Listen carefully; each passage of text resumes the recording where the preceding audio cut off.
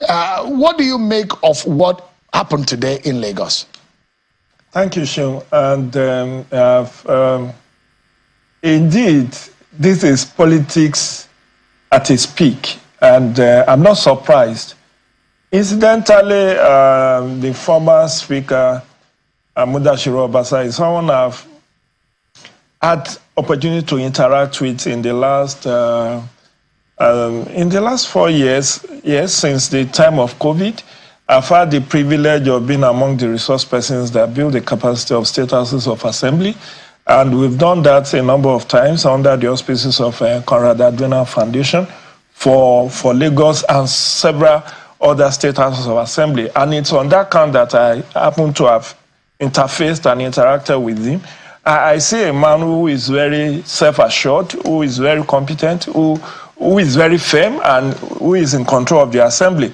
But you see, quite on the social media, everybody, most allusions are to the fact that it was disrespectful to Governor Babajide Sanwo-Olu in the way he carried out during the budget presentation exercise, particularly when he made last night the remark that I'm not too young or inexperienced to be the governor of the state and are more qualified than some of those people who are there, you know. So it's presumed to be a snide remark at a sitting governor.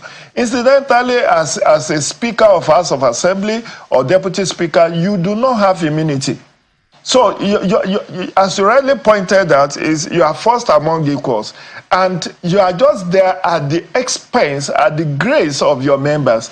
And as the elder statesman who is on this panel with me have said, I don't know what may have come, what may have prompted the Honorable Mudashiru Obasa to behave the way he did, because if what he was alleged to have done has been revealed, which is the politics behind the scene of, you know, keeping the governor waiting for several hours, keeping the party elders waiting, and no apologies, nothing.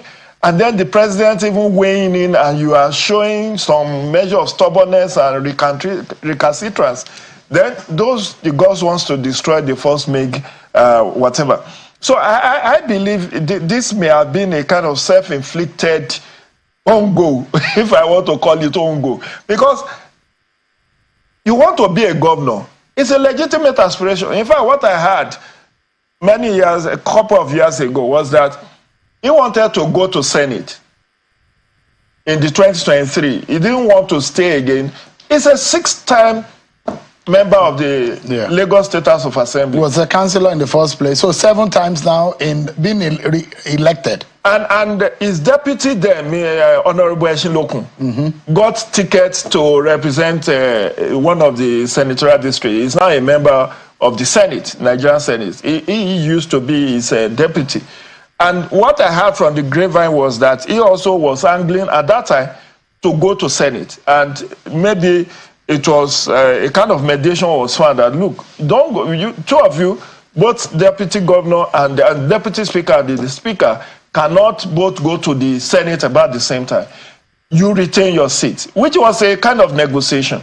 Recall that, you know, speakership and deputy speakership is based on zoning. You may not necessarily be the most competent person in the assembly, but if the zoning formula favors you, it narrows down to you. I don't know if you get my analogy. Yeah. Because usually our politics is politics of political office sharing of political offices. So the governor is from a particular senatorial district, the deputy governor is from a senatorial district, then the speaker, which is the number 3 in the ranking order, will be from the other, the third senatorial district. Yeah. So that it is balanced, you know. So you are just privileged. You are first among equals. It's not like maybe they may consider your experience, worth of experience, your pedigree and all of that. But primarily, what I saw that played out is, I think if all those measures that Elder Oke has said took place, kind of mediatory meetings, reconciliation meetings, and all of that. And it appears to party leaders not to have shown remorse, and the flippancy was deemed to have, treated the governor. Don't forget, a governor. That's why it's so easy to remove speakers of any assembly. A governor controls the levers of power, both the financial power, the political power, and every other powers within the state. And he has immunity. You cannot remove a governor, summarily the way he was removed today.